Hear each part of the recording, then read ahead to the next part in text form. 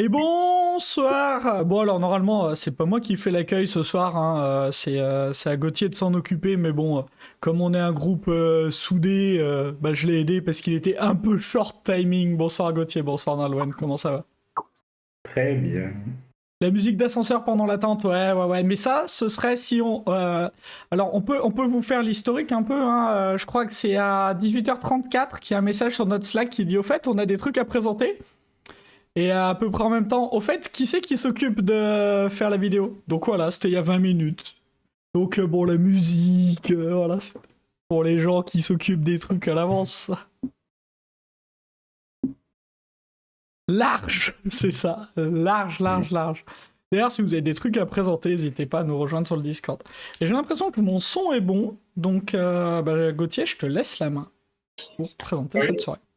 donc effectivement, ce soir, on a une soirée lecture. Initialement, c'était une soirée lecture, puis ça s'est un peu dilué en une soirée de présenter ce que vous avez vu, lu, écouté d'intéressant.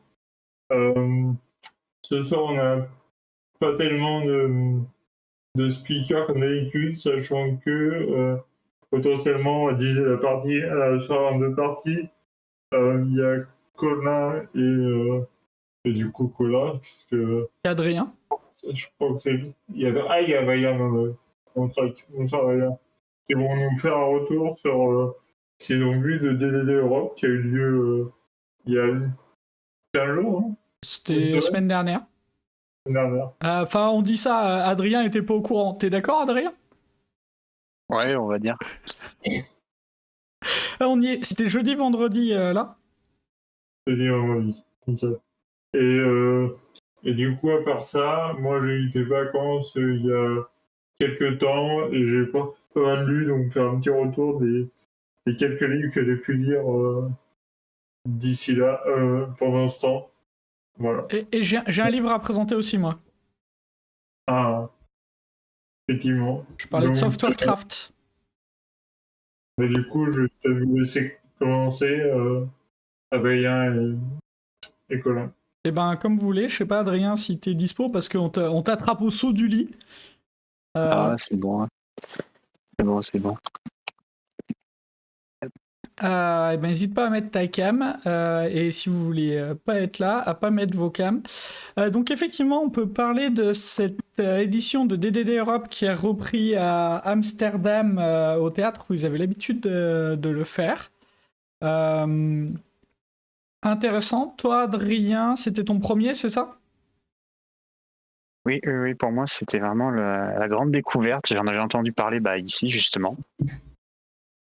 Donc, très, très bonne impression pour une première édition. J'ai été vraiment très, très agréablement surpris. Alors attends, est-ce que tu peux mettre ta cam ou pas du tout? Que je sache ce que j'affiche. Je reviens. Cool. Il va mettre un t-shirt. Ouais, donc retour à Amsterdam. Bon, on peut vous parler 4 secondes des transports. L'aéroport d'Amsterdam est en shortage de personnel depuis le Covid.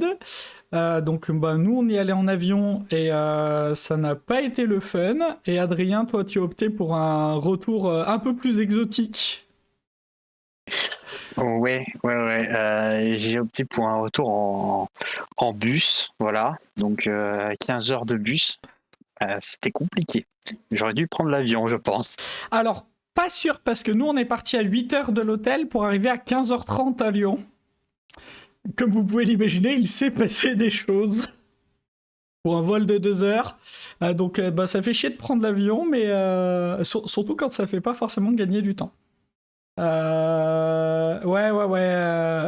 Le train, ça aurait pu être une option, je pense, parce qu'on a mis à peu près le même temps, nous, hein, littéralement, au final.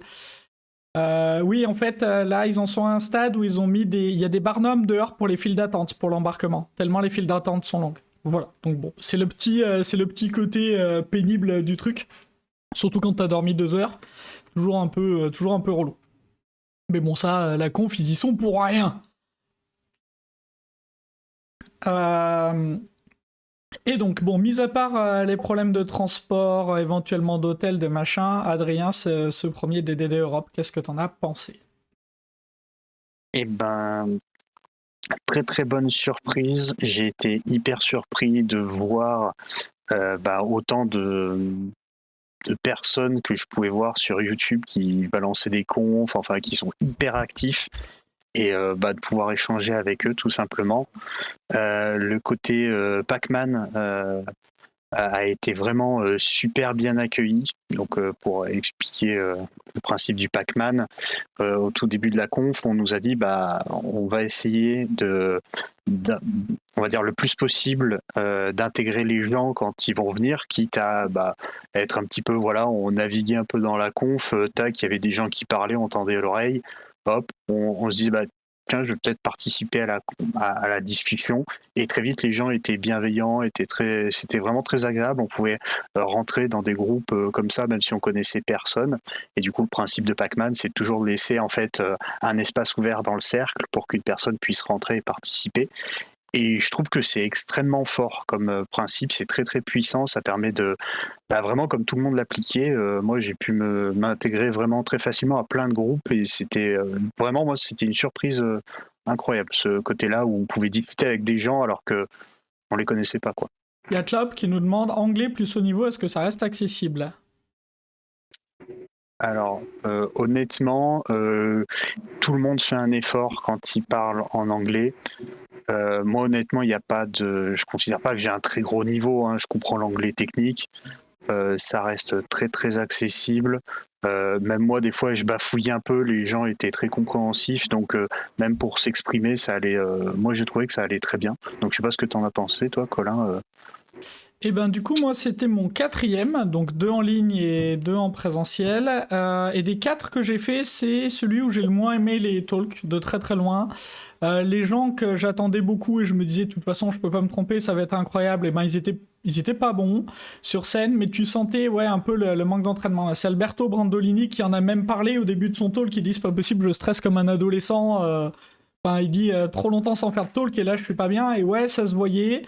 Ouais, le niveau des talks était en dessous des 4 autres que j'ai vus. Pour autant, ça reste la 4e meilleure conf de ma vie. Euh, derrière les 3 autres du coup. Et par contre, les échanges avec les participants, toujours aussi incroyable, toujours aussi cool, une organisation toujours aussi... C'est impressionnante en fait à ce niveau-là qu'il faut dire. C'est tout roule, tout fonctionne. Ils ont de la bouffe végétarienne bonne dans la conf. Pour toute personne qui a essayé de manger dans Amsterdam, vous savez à quel point c'est difficile d'avoir un truc bon. En plus là, végétarien, enfin voilà. Sur la forme ou le fond, les deux, j'ai trouvé les talks en dessous sur les deux. Il y a quelques talks qui sortaient un peu du lot, mais j'ai pas eu les gros effets waouh que j'avais eu.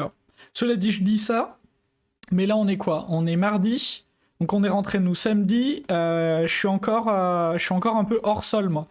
Je passe mon temps à dormir et je suis pas encore et pourtant j'ai pas fait des dingues, hein, mais je suis pas encore ancré dans la réalité de là où je suis. Mon cerveau il est encore en train de réfléchir à tout un tas de trucs qui se sont dit de là-bas. Voilà, je sais pas si c'est clair mon histoire, mais ouais, je suis pas encore ancré dans le maintenant.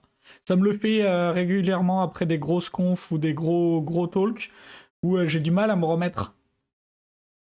Voilà, je sais pas si vous voyez, si c'est clair mon histoire. Cela dit, on va quand même pouvoir parler un tout petit peu des trucs, des échanges ou des talks qui nous ont marqués, qu'on a aimés. Peut-être pas forcément la peine de revenir sur ceux qu'on n'a pas aimés. Je sais pas ce que t'en penses, Adrien, sauf si vraiment il y en a un où t'as envie de dire non, le regardez pas. Alors en fait moi c'est pas sur ça que je voudrais insister. Moi j'ai été vraiment très surpris. Il y a des workshops à DDD Europe. Alors tu me dis ce que t'en penses, Colin, mais moi honnêtement j'ai été déçu. Alors pas par les workshops, mais parce que du coup les workshops duraient 2 heures et qu'il y avait 2 talks du moins pendant ce temps-là.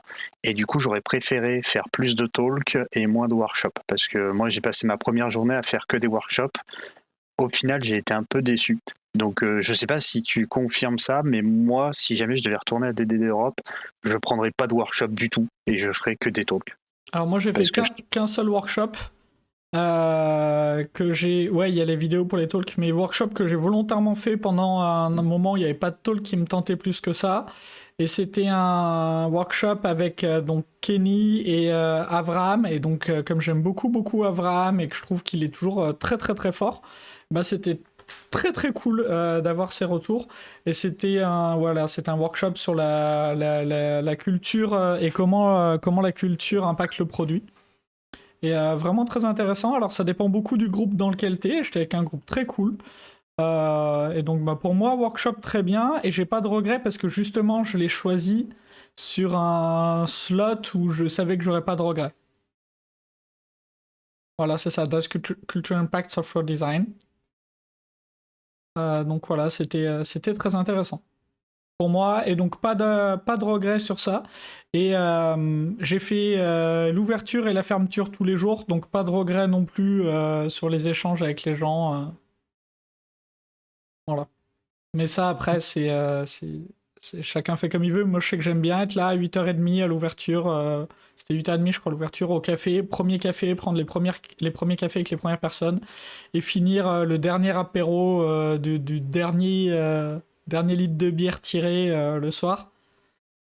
Pour échanger avec tout le monde. Conf couloir, meilleure partie. Ouais, et puis cette conférence, le format fait vraiment la part belle au couloir. Et tu croises des gens assez. Enfin, tu croises à peu près ce qui se fait de mieux dans les couloirs, qui sont là de manière très accessible, il n'y a aucun problème pour aller leur parler, pour échanger avec eux, pour apprendre des choses, pour comprendre. Voilà, moi j'avais jamais parlé avec Ian Cooper par exemple, et j'ai eu l'occasion de lui parler pas mal, et bah, c'était très intéressant. Donc Ian Cooper, le monsieur de Test Driven Development, Where Did It All Go Wrong, bah, c'était très intéressant de lui parler. C'était très cool. Entre autres speakers avec qui j'ai jamais parlé, mais voilà. Yann, très cool. Toi, Adrien, de ton côté, ouais, un petit regret sur ouais, les workshops. Bah, ça t'a cramé forcément au moins le talk d'Alberto qui devait être le jeudi, si je dis pas de bêtises. Ouais, malheureusement. Donc gros regret vu que je me suis laissé embarquer et j'ai pas fait gaffe vraiment. Et du coup, j'étais un petit peu déçu. Mais ouais. Alors après, je sais pas si toi, avec le recul que tu as sur les différents DDD Europe, est-ce que tu confirmes ou pas ce ressenti plutôt privilégié de talk ou, comme tu disais, cibler peut-être des workshops, etc. Pour moi, il faut cibler les couloirs. De toute façon. La partie unconf, la partie couloir. Et donc, ouais, effectivement, le workshop, ça te fait sauter une pause. Mais bon, c'est des toutes petites pauses, celles-là, donc à la limite, pas très grave. Mais pour moi, le plus important, c'est d'échanger avec les gens entre les trucs. De très loin. Ouais, couloir et workshop, tu pourras pas le voir chez toi. C'est vrai.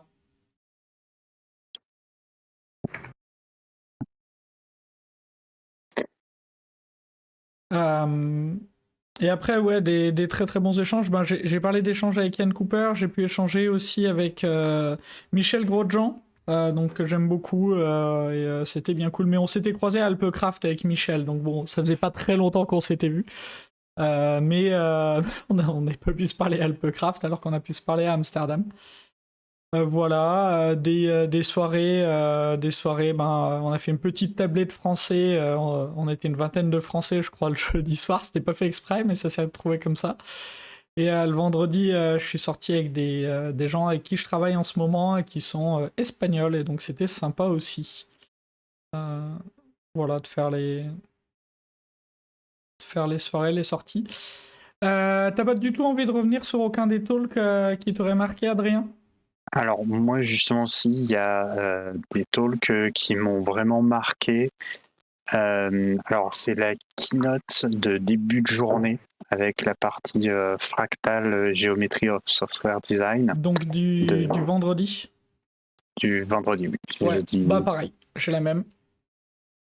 Vraiment, bah, du coup, je sais pas ce que tu en as pensé, je vais me lancer un petit peu, mais j'ai vraiment beaucoup aimé l'approche, donc du coup, je sais pas si ça a été, ouais, voilà, c'est ça, ça a été mis dans le chat.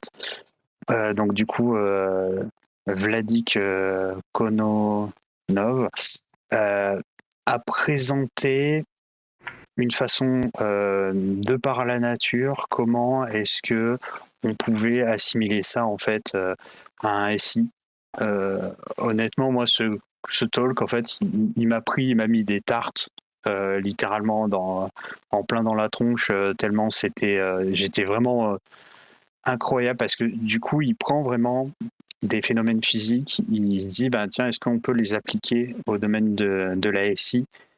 Et du coup, j'ai trouvé ça très, très intéressant. Et en plus, le contexte du projet sur lequel je suis fait que bah, on est sur de la montée en charge, etc. Du coup, ça m'a énormément parlé. Et quand je suis revenu pendant tout le trajet retour et j'ai eu du temps pour y réfléchir, vraiment, j'ai beaucoup et je me suis dit, ouais, en fait, là, on est en train de me dire, ouais, alors du coup, si jamais je mets X users en plus, combien est-ce que je dois mettre de RAM, de machin, etc. Et en fait, avec ce talk-là, je commence à avoir un petit peu des billes, je commence à réfléchir vraiment différemment, et surtout, en fait, le système qu'on est en train de construire, et je me dis, bah, en fait, il faut que ça soit une fractale pour que ça puisse se scaler, etc. Et en ayant cette idée-là de pollinisation, donc je ne sais pas si c'est un terme qui va parler à beaucoup de monde, mais du coup, c'est prendre un concept, par exemple, je ne sais pas, aller au pif, des abeilles qui vont emmener du pollen sur un autre, sur une autre végétale. Bah, du coup, là, il a pris un truc bah, on a étudié des animaux, on a vu qu'il y avait bah, une espèce de courbe qui était plus ou moins linéaire dans un certain sens. Bah, on va essayer de regarder et de mettre ça sur du logiciel. Et moi, franchement, j'étais surpris et j'ai trouvé ça génial, quoi. Vraiment. Eh ben c'est marrant parce qu'on a vu le même talk et c'est absolument pas ça que j'en ai retenu. Notre différence de compréhension, elle vient de ce qu'on met derrière le mot système. Toi, tu as réfléchi à système en tant que SI. Moi, j'ai réfléchi à système en tant qu'organisation, donc les équipes. Et donc moi, ce que j'en ai retenu, c'est une organisation systémique, dans le sens comment on peut redécouper les équipes, redécouper le travail et faire une architecture qui scale, mais au niveau humain. Moi, je l'ai plus réfléchi dans ce sens-là. Alors, je pense que ça peut se réfléchir sans aucun problème dans les deux sens. Je veux creuser un tout petit peu plus sur ce que tu as dit. Il dit, si on prend un système avec des communications, on peut savoir quand le système grandit ce qu'il va nous falloir en plus ou en moins. Donc il dit par exemple on peut prendre une grille d'énergie dans une ville ou on peut prendre un corps, un être vivant puisqu'il y a un système. Et il partait du principe de dire dans nos SI, ce qu'on va transmettre d'un truc à l'autre, c'est de la connaissance, c'est du knowledge. Donc est-ce que c'est des informations, est-ce que tu vois, c'est pour ça que tu peux le prendre dans les deux sens, je pense. Et il disait par exemple si on prend on prend des chiens, donc il prenait des chiens qui doublaient de poids à chaque fois, et il dit on va regarder leur je sais plus quoi métabolique, en gros le minimum de calories qu'il leur faut pour rester en vie s'ils bougent pas une oreille de la journée.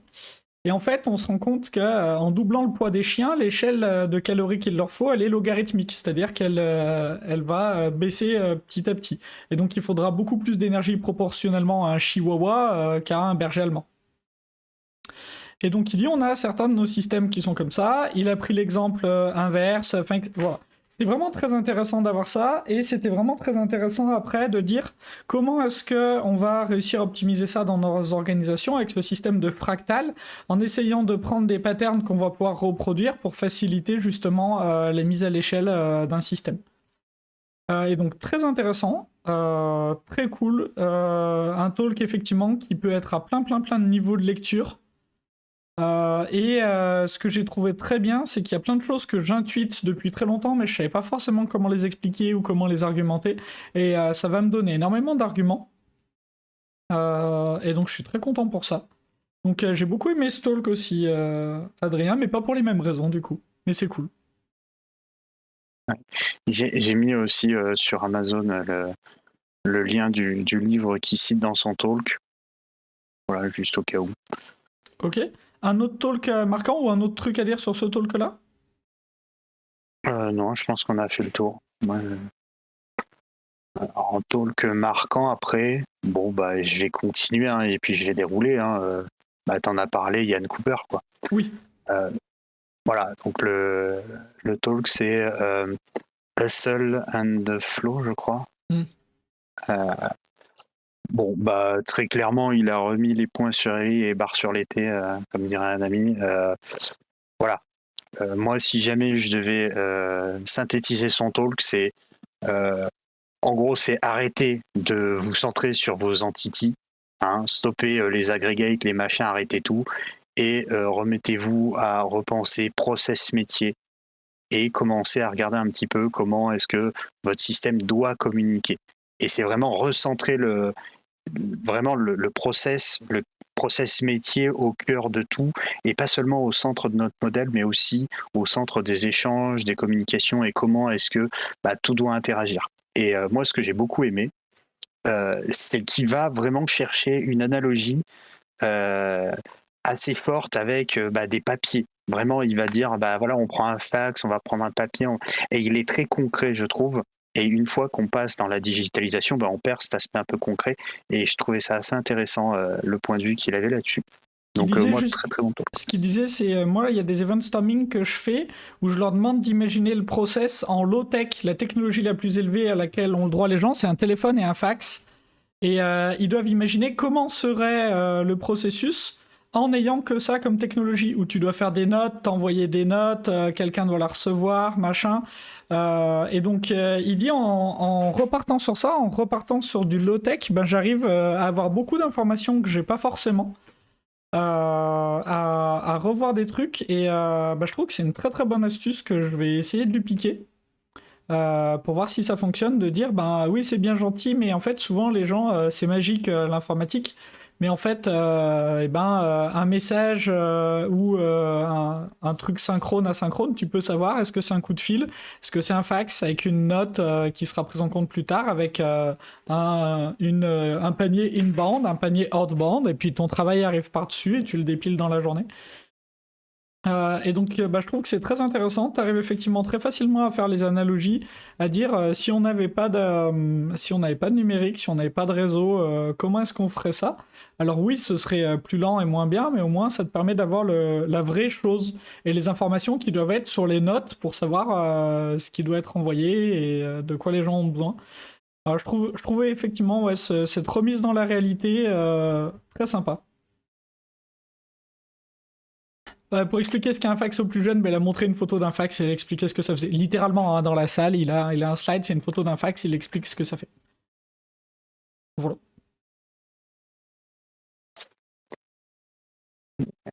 Je suis un petit peu ressorti de là et je me suis dit, mais quel boulet sur certaines modélisations, etc. J'ai passé du temps à réfléchir à ça en sortie de ce talk-là. C'est pour ça qu'il m'a aussi un peu...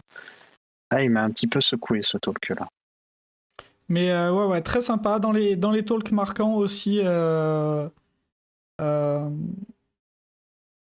pour moi, il y est très clairement.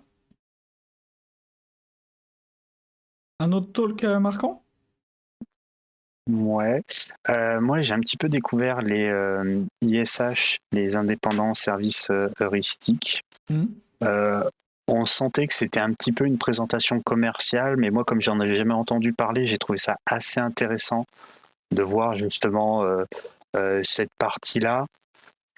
C'était plus une bonne découverte que vraiment un truc très marquant. Je dois avouer que j'ai pas bien compris quelle était la différence avec, on va dire, un process un peu plus classique et standard à base d'event sourcing, à base de recherche client, etc. Donc je pense que c'est... Alors après, tu me diras ce que tu en as pensé, Colin. Je sais pas si tu y étais à celui-là. Oui.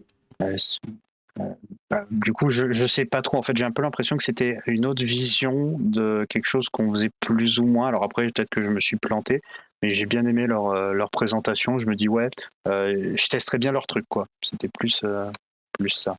Alors attends que je me trompe pas, parce que je crois que je suis en train de tout mélanger. J'y étais à ce truc d'ISH. Nick et Matthew Skelton. Ouais. C'était intéressant de mémoire, j'ai bien aimé. Je sais pas encore si je vais en tirer quelque chose. Mais oui, c'était intéressant. Pareil, ça fait partie des talks où j'attendais beaucoup parce que Nick, c'est un speaker que j'adore. Matthew aussi, et là, ils étaient moins... Il y en a un qui parlait 10 minutes, l'autre 10 minutes. Enfin, tu voyais que c'était pas la dynamique, c'était pas les trucs auxquels on a été habitués. Voilà, ça sentait... C'était un peu moins cool que d'habitude. Mais intéressant. Intéressant, mais oui, pas grand-chose de plus à en dire que toi. Juste Un par autre rapport à- atelier, un autre truc, une autre manière de faire les choses, une autre approche. Mais voilà. C'était en lien avec Team Typology, c'est pour ça que je disais Ouais. que c'est peut-être un peu marketing, c'est que ça reprend vraiment le livre, quoi. Bah, c'est un des auteurs, Mathieu. Ok. T'as d'autres choses? Ouais, bah là, je pense que ça va être le plus gros talk pour moi en termes d'impact. Bah, c'était le talk d'Emily Bash. Très clairement, moi, c'est la première fois que je la rencontrais. Voilà, j'étais vraiment sur le cul de voir qu'une personne puisse bah, avoir la même philosophie, habiter, alors je ne sais pas d'où elle est originaire, Emily Bash, mais être à des milliers de kilomètres de moi et puis faire exactement les mêmes constats, essayer d'attaquer les mêmes problématiques, rencontrer vraiment les mêmes freins, etc. Et là, en fait, elle nous offre avec son coaching Saman méthode, bah, en fait, elle nous dit, bah, si je devais résumer le talk en substance, c'est bon les gars, il y a des millions de développeurs, va falloir les coacher. Je peux pas le faire toute seule. Venez nous rejoindre et je vous ai même fait une méthode pour ça. Vraiment, j'ai pris ça comme un cadeau. Littéralement, pour moi, c'était le Père Noël, quoi. C'est vraiment, j'ai trouvé ça super intéressant. Et du coup, bah, sa méthode est disponible aussi sur Internet et tout. Vraiment, dans le partage, j'ai été mais vraiment surpris qu'une personne puisse donner autant. Alors, Vraiment. ben moi, je me sentais vraiment de la même manière, si bien que je suis allé la voir à la fin du talk pour lui dire, écoute, j'ai les mêmes problèmes et j'en suis aux mêmes conclusions et aux mêmes techniques. Et donc, c'est cool. Je suis un peu allé la faire chier parce qu'elle avait même pas enlevé son micro. Enfin bref, voilà, je suis vraiment allé la voir à la fin du truc, quoi. Pour lui dire ça, j'ai beaucoup aimé ce talk, mais c'est un talk dont on a parlé après avec Julien Topsu et lui, il a pas du tout aimé. Parce que pour lui, c'était pas une méthode qu'elle présentait, et donc il s'est senti presque lésé sur ça. Il a vraiment, vraiment pas aimé, Julien. On en a parlé pas mal après, mais il était agacé en sortant de là, tu vois. Il était vraiment agacé en sortant de là. Moi, j'ai aimé ce qu'elle racontait. Elle crée des événements. D'ailleurs, on en a peut-être loupé un. Je sais pas. Je sais pas si elle n'avait pas une soirée cette semaine, un truc que j'ai dû grandement oublier du coup. Mais voilà, il y a des choses, des événements, des trucs. Enfin, elle essaye de fédérer une communauté autour du coaching tech et un peu de dire il y a d'autres voies que de devenir Scrum Master. C'était aussi une partie du talk. Si vous voulez accompagner les gens, il existe d'autres choses. Alors elle dit bon, le problème c'est que les Scrum Masters, il y en a plein, ils ont du champagne. Et, les tech coachs, c'est mes potes et moi, donc bon. Mais voilà. Donc ouais, très intéressant pour moi aussi, très cool ce qu'elle fait, à suivre, communauté à suivre et initiative à suivre. Bon, ce qu'elle produit, Emily, autour de tous ces cadres refactoring aussi, c'est tellement utile. C'est ça, et donc là elle a des nouveaux trucs sur son site, sur la Saman méthode, etc. Donc très cool. Ok. D'autres talks de ton côté, Adrien?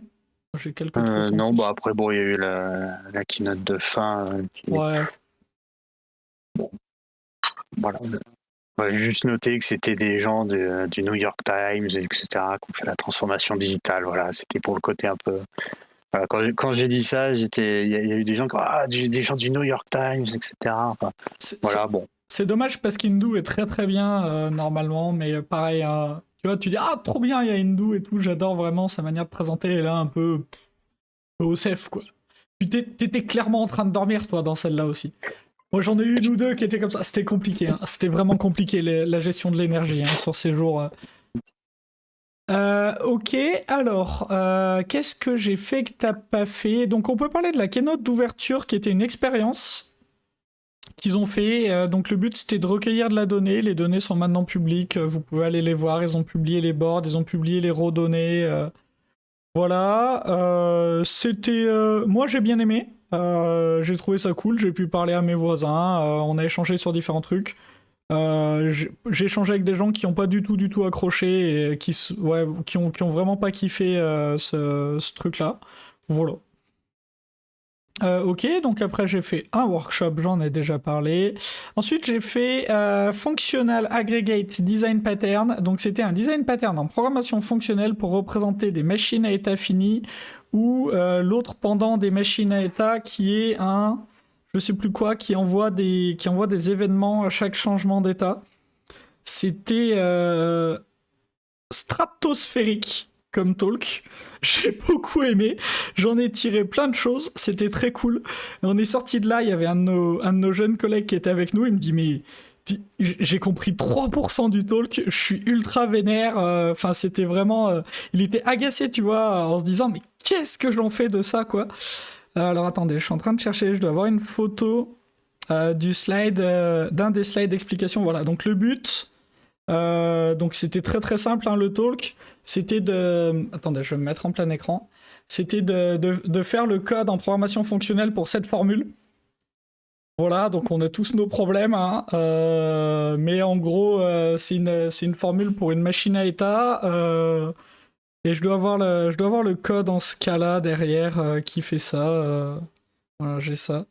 Moi j'ai bien aimé, je me suis bien amusé. Je sais qu'il y a des gens qui étaient carrément en train de se dire mais enfin quel enfer quoi.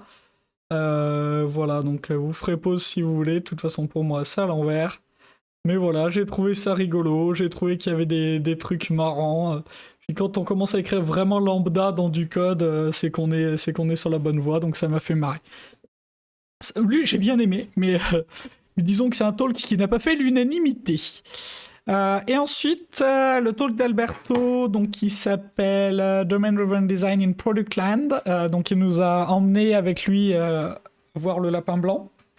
Et il a introduit un truc que je trouvais très intéressant, qui est une nouvelle boucle de feedback sur 2 niveaux, puisque dans l'univers du produit, tu as tes experts métiers qui récupèrent le feedback des consommateurs, qui l'envoient à l'équipe, ce qui crée une deuxième boucle en fait autour et qui crée certains problèmes dont il faut être conscient. Et donc le talk était bien intéressant pour ça, entre autres. Donc c'est dans les trucs que j'en ressors moi. J'ai bien aimé, mais c'était pas du grand Alberto, malheureusement. Pour moi. Mais sinon cool, intéressant à regarder, mais très franchement j'aurais regardé en vitesse x2. Ça aurait fait à peu près pareil. Et bah du coup on va finir, hein, il doit pas en rester 36 des talks. Donc Hustle and Flow on en a parlé, Independent Service Heuristic on en a parlé, intéressant à creuser, Independent Service Heuristic, mais j'ai pas encore, mon cerveau il a pas encore process. Summon Technique on en a parlé, et après moi j'ai fait Using Test Pain as Design Guide de Barry O'Sullivan. Donc Barry qui est quelqu'un avec qui j'adore discuter en unconf, on s'est parlé, c'est un habitué de la communauté de DD Europe. J'ai trouvé son talk éclaté. Il lisait ses notes, ses live coding ont tous foiré, c'était du copier-coller, c'était que des extract méthodes. J'étais très déçu parce que je sais qu'il peut faire bien mieux, et donc déçu. Est-ce qu'on a vu Domain Driven Design at Scale? Là, comme ça ne me dit rien. Non. Je sais pas ce que je faisais à ce moment-là. C'était quand, Flo? Pendant ton workshop. Eh ben, j'étais pendant le workshop, moi. Ouais, ben, je savais pas, et moi, j'étais en workshop. Et j'étais en train de kiffer et échanger avec Avram. Ok, ben, peut-être à regarder. Voilà, et puis ben après, toujours impressionné par le... Alors, pour le coup, je vais utiliser un mot que j'aime pas au quotidien, mais je l'aime pas justement parce que pour moi, la vraie définition, c'est celle-là, par la bienveillance des gens là-bas, puisqu'on ressent vraiment une bienveillance, et pas la fausse bienveillance dont on parle en entreprise.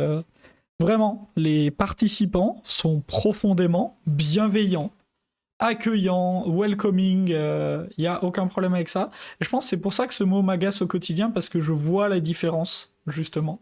Et ils n'ont pas besoin de dire qu'ils sont bienveillants à DDD Europe. Tu le sais, tu le vois, il n'y a pas de... Voilà, il n'y a aucun souci avec ça. Et donc, encore une fois, ces gens, les gens qui participent, quand ils sont pas là-bas, je sais pas où ils sont. Ça me le fait chaque fois. Ça me l'a refait cette fois-là. Mais vraiment très très cool. Puis voilà. Et puis pareil, les gens à Amsterdam sont trop cool. Je sais pas pourquoi on n'est pas aussi cool, nous, en France. On était en train de se galérer, de se demander où on allait manger. Il y a 2 mecs qui sont venus nous voir. Ils étaient en train de manger. Hein. Ils sont venus nous voir en nous disant « Ah, vous devriez tester ce resto, il est bien et tout. » Mais juste trop cool, en fait. Voilà. Donc très très sympa pour ça. Voilà. D'autres retours de ton côté, Adrien? Non, bah vraiment, je suis vraiment aligné avec ce que tu as dit. Parce que vraiment, honnêtement, je pensais pas que des personnes. Voilà, moi, si jamais je devais donner un nom à ce DD Europe, c'était un peu Meet My Heroes. Parce que vraiment, moi, les gens, je les regardais sur YouTube, j'ai passé des heures et des heures en x2 à écouter tout ce qu'ils racontaient et tout ça, et les voir enfin en vrai. Et je me dis, bah, en fait, c'est pas des vidéos YouTube, quoi. Et ces mecs-là existent. Je sais pas. Je sais pas comment est-ce qu'ils font.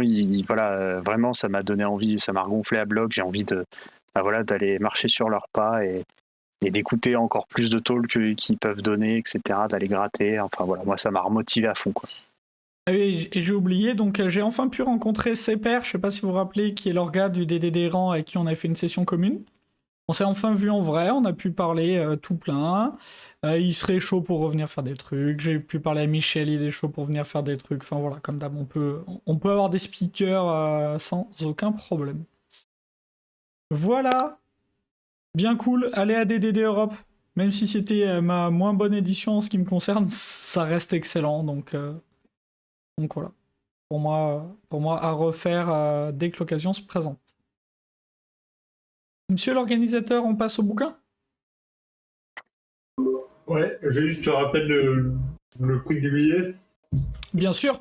En early bid, ils doivent être à 1200 € le pass de jour, je crois.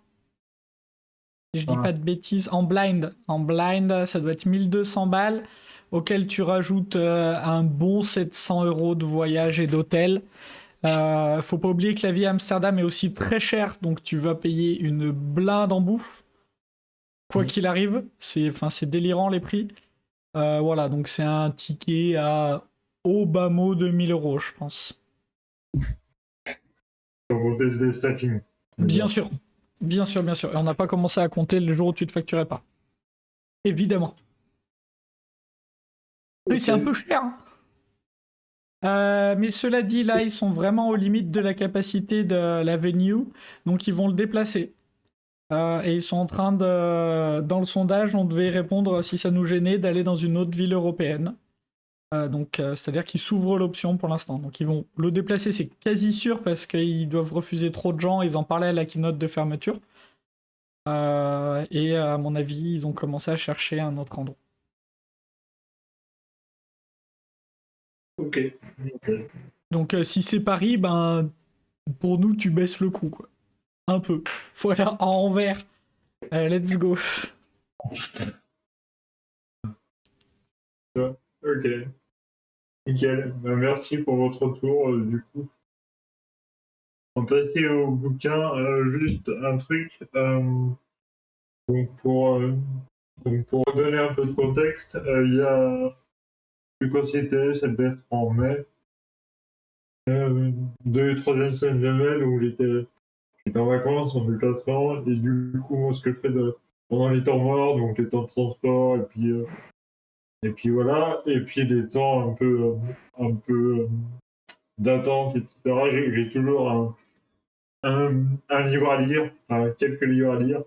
J'ai une Kindle qui est très pratique pour ça, et donc du coup, j'ai lu en 15 jours une vingtaine de livres, donc je vais essayer d'aller relativement vite, mais si vous avez besoin que je rentre plus dans le détail, il n'y a pas de souci, faites-moi signe dans le chat. Je ne vais pas forcément donner un ordre particulier parce que c'est un peu le bazar dans mes lectures, mais voilà. Du coup, donc t'inquiète pas Flo, j'ai les liens. Voilà. Donc du coup, il y a un truc que je devais lire depuis un certain moment qui était Introducing Evanstorming du coup d'Alberto qui était sur LinkedIn. j'ai lu Alors, il y a pas mal de trucs qui m'ont bien plu, notamment le fait que moi, déjà, les ventes sans je n'applique pas au quotidien, donc c'est toujours intéressant d'avoir un retour là-dessus. Mais ce qui avait en plus, c'est qu'il y avait quand même pas mal d'autres cas d'application que juste dire, ok, on prend un process, on essaie de le dérouler dans un but de, de le développer juste derrière. Typiquement, il y a quand même, des cas, si je reprends un peu, qui étaient le fait de faire un event storming pour aligner le business et le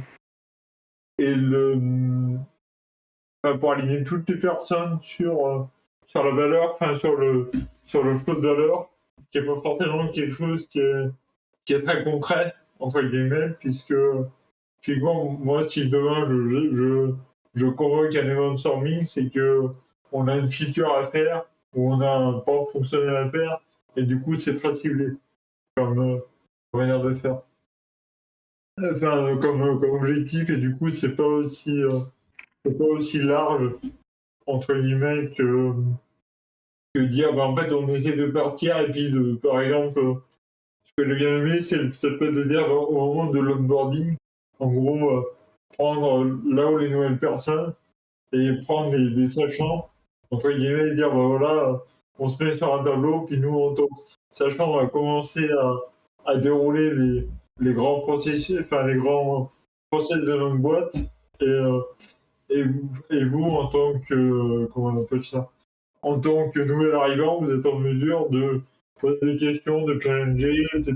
Ça va permettre à la fois nous de potentiellement changer notre point de vue sur ce qu'on a, et à la fois vous de nous faire mettre en évidence des choses qui nous paraissent implicites, parce que ça fait X années qu'on est là-dessus. Il y a pas mal de conseils, d'anti-patterns sur, qui sont importants de spot aussi. Le fait qu'il y a bien les phases de préparation et d'après, comment on appelle ça, et d'après le workshop qui sont détaillés, ce qui est intéressant, c'est-à-dire il n'y a pas que, entre guillemets, la technicité du workshop, et également le fait de dire, bah voilà, qu'est-ce qu'on peut en tirer, comment est-ce qu'on analyse ça a posteriori. Il y a juste un truc qui m'a gêné, c'est qu'il y a quand même beaucoup de parties qui sont pas finies. Donc en fait, c'est un peu frustrant de se dire d'arriver sur un chapitre, même s'il y a écrit 50%, et en fait, il y a les 2 tiers des sous-parties du chapitre qui sont écrits en to-do, fixat, etc. Alors moi, ça m'a un peu dérangé, et en fait, en relisant, en revoyant l'avancement annoncé du livre, mais en fait, le ressenti, il n'est pas, je crois que c'est à 85 ou un truc comme ça, 70%. Moi, je dirais beaucoup moins. Voilà. Il y avait ce truc-là, il y avait ce livre-là. Après, il y a un livre que je voulais dire depuis un petit moment, mais qui est The Art of PostgreSQL. Ouais, le bouquin de Ray Young, juste pour rappeler, donc, c'est là, je suis désolé si j'ai écorché ton nom. Le bouquin de Ray Young, il est pareil, quoi. C'est-à-dire que je pense que c'est pas un livre qui est amené à être imposant, et malgré ça, il y a quand même beaucoup de parties qui sont à compléter. Et du coup, pour suivre un peu le narratif du livre, c'est compliqué. Moi j'ai vraiment l'habitude de lire les livres de manière séquentielle du début à la fin. Et du coup de se dire, mais en fait, là, il y a un trou, là, il y a un trou, là, il y a un trou. En fait, là, ça me perturbe beaucoup dans mon flow de lecture. Un autre livre que j'ai lu, c'est The Art of PostgreSQL. Ça a été commencé il y a quelques années, si je dis pas de bêtises, mais comme je pratiquais plus, je ne voyais plus beaucoup l'intérêt de lire ça. Ça a été écrit par Dimitri Fontaine, qui est l'un des... Alors à l'époque, c'était l'un des 2 contributeurs core de PostgreSQL. L'un des trucs qui m'a un peu déçu, pour commencer par le mauvais, c'est qu'en gros, moi, j'étais allé, j'ai dit, bon, ok, ça fait quelques années que j'ai pas fait de SQL, mais je pensais pas avoir perdu tant que ça. Et la première page se déroule très bien, il y a des intros, des petits exemples, etc. Et au bout de et en fait, très vite, il y a une requête qui fait 4 pages. Et du coup, là, je me dis, purée, j'ai tout perdu. Et j'ai eu un petit moment de doute parce que je me suis dit, en fait, si tout le livre c'est ça, moi, je l'arrête tout de suite parce que du coup, en fait, c'était relativement compliqué sur une Kindle d'arriver à avoir l'intégralité de la requête et de se dire, alors en fait, essayer de comprendre la requête, c'est compliqué. Et en fait, c'est un peu après que j'ai compris qu'en gros, c'était l'objectif du livre, de comprendre l'intégralité de la requête, et donc passer par les différentes étapes, genre si je dois donner des exemples, genre il parle des extensions, des Windows Functions, etc. Et en fait, il les introduit vraiment au fur et à mesure. Et du coup, à la fin, ça donne la requête en question. Il y a pas mal d'exemples, notamment sur, si je dis pas de bêtises, sur, je crois que c'est sur le football américain, puis il y a d'autres, je crois qu'il y a les classiques sur la filmographie, etc. Et puis d'un autre côté, en fait, il essaie de mettre en parallèle, par exemple, certaines implémentations des mêmes requêtes en Python pour essayer de démontrer l'intérêt de quand même avoir une approche plus déclarative et dire, en fait, voilà, tu pourrais le faire en Python, mais tu as tel et tel problème parce que tu dois gérer et la distribution et le fait que ça ne va pas tout tenir en mémoire et le fait que en fait, tes jointures, c'est quand même compliqué à faire, etc. etc.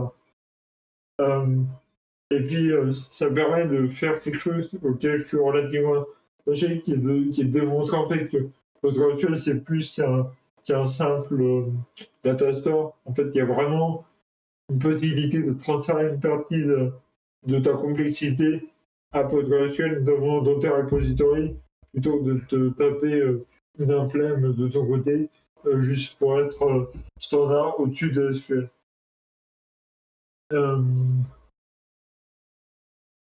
Du coup, j'essaie de capter ce que tu as dit. Ouais. Ensuite,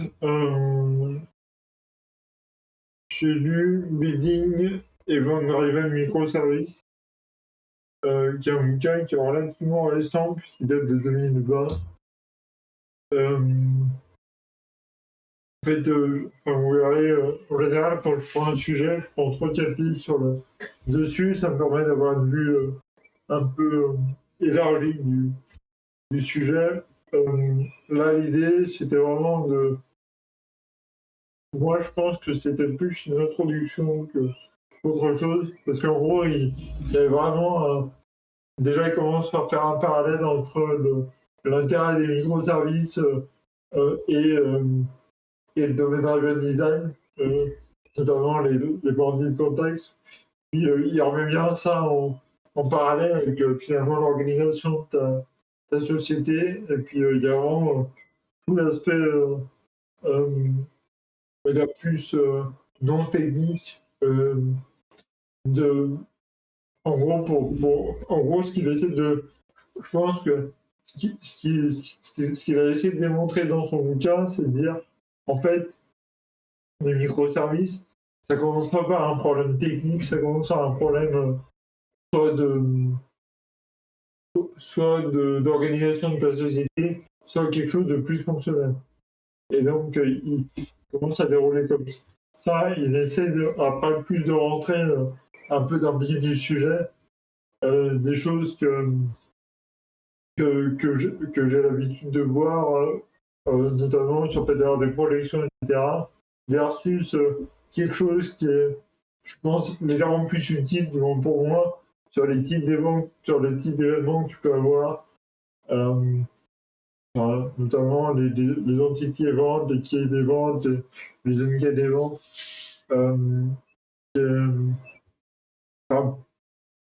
Honnêtement, c'est l'une des choses qui m'ont plus marqué dans le livre. Après, il y a le point de vue qu'il a défendu sur le fait que, en fait, le fait d'avoir des événements, c'est un contrat en soi. C'est-à-dire qu'un événement, c'est pas juste quelque chose que tu lances et que potentiellement n'importe quel service puisse récupérer et se plugger dessus de manière totalement libre. Il y a quand même. Le fait de pousser un événement, c'est en soi t'engager sur quelque chose. Qu'est-ce que je pourrais dire de plus? Il y a pas mal de trucs sur le legacy et puis sur la mise en place. Moi, ça m'a pas forcément marqué ces côtés-là, plus qu'autre chose. Voilà, je sais pas si vous voulez que j'aille plus dans le détail ou quoi. Ça fait quand même. Enfin, le titre du bouquin fait peur. C'est un truc que tu recommandes comme lecture pour la culture G ou si t'es déjà un tout petit peu au fait de ces trucs-là, on peut passer notre chemin, aller faire autre chose de notre vie?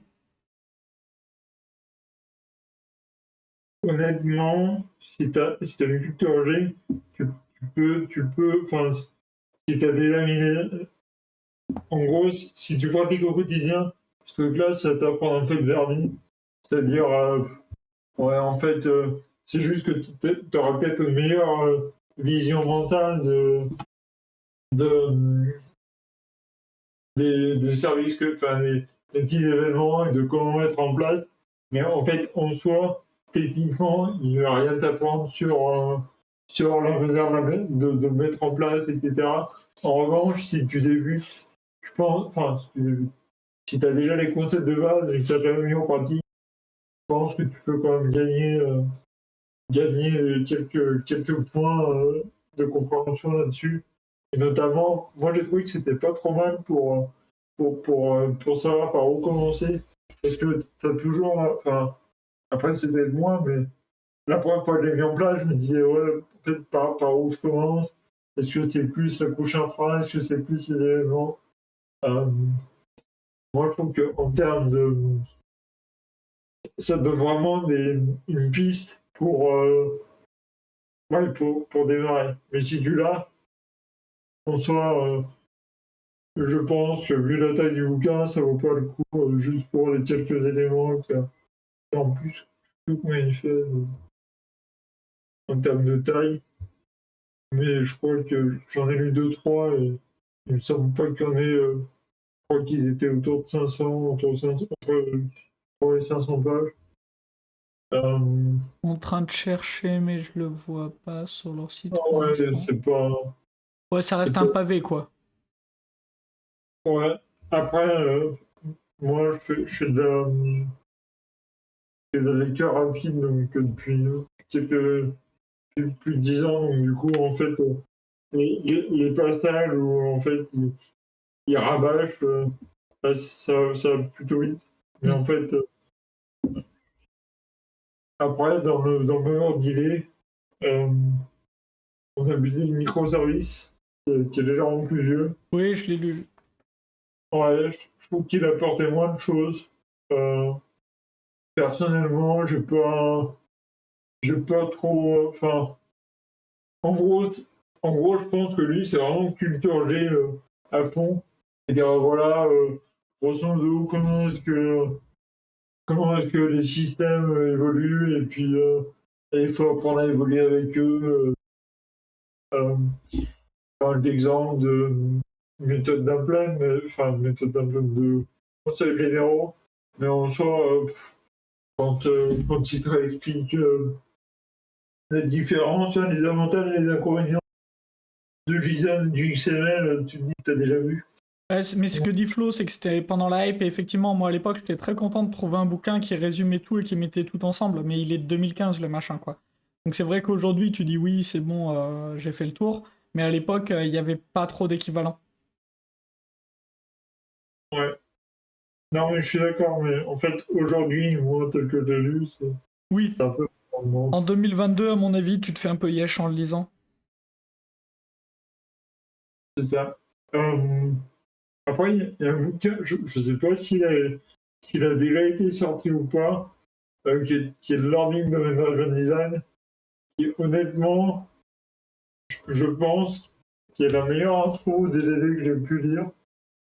Après, j'ai pas lu je crois que c'était lequel de Von Vernon qui est pas gros. Distilled. D'ici, lui, j'ai pas lu, donc je peux pas comparer. Mais bon, alors autant moi, j'ai rien appris sur le sujet en le lisant, autant j'aurais été très content de le lire plutôt de me taper le Blue Book en intro. C'est c'est le speaker de la keynote qui nous a beaucoup marqué, l'auteur de ce bouquin. Ok. Et il en sort un nouveau là, donc il faisait la pub pour son nouveau. Mais mais c'est peut-être celui-là dont il faisait la pub, je sais plus. Enfin bref, il faisait la pub pour des bouquins.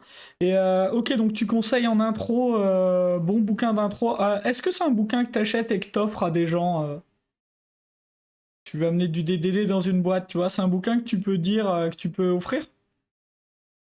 Ah, en fait, moi, je connais que des gens susceptibles, donc j'aurais tendance à pas le faire. Mais je pense que si je connaissais ce genre de personne qui voudrait débuter, je l'offrirais. Typiquement, nous, j'ai un de mes collègues qui a essayé d'introduire des DD, mais que dalle à des. Donc, ça pourrait être un truc qui serait intéressant pour lui. Parce que, honnêtement, bon, après, le Blue, il est assez touffu, et moi, je suis sorti avec plus de questions que de réponses. Mais là, je trouve qu'il est relativement pratique. Pratique dans le sens où, en fait, il donne vraiment des éléments pour faire des choses, quoi. Et vraiment dire, bon, voilà, peut-être qu'il n'a pas tout bon, mais il y a quand même des conseils qu'il donne qui peuvent être appliqués sur des cas concrets, quoi. Donc, moi, ça me va relativement bien franchement, j'aurais bien aimé l'avoir en intro, enfin en première lecture. Ouais, c'est le genre de bouquin, tu dis putain, si je l'avais eu, j'aurais gagné 2 ans de ma vie, quoi.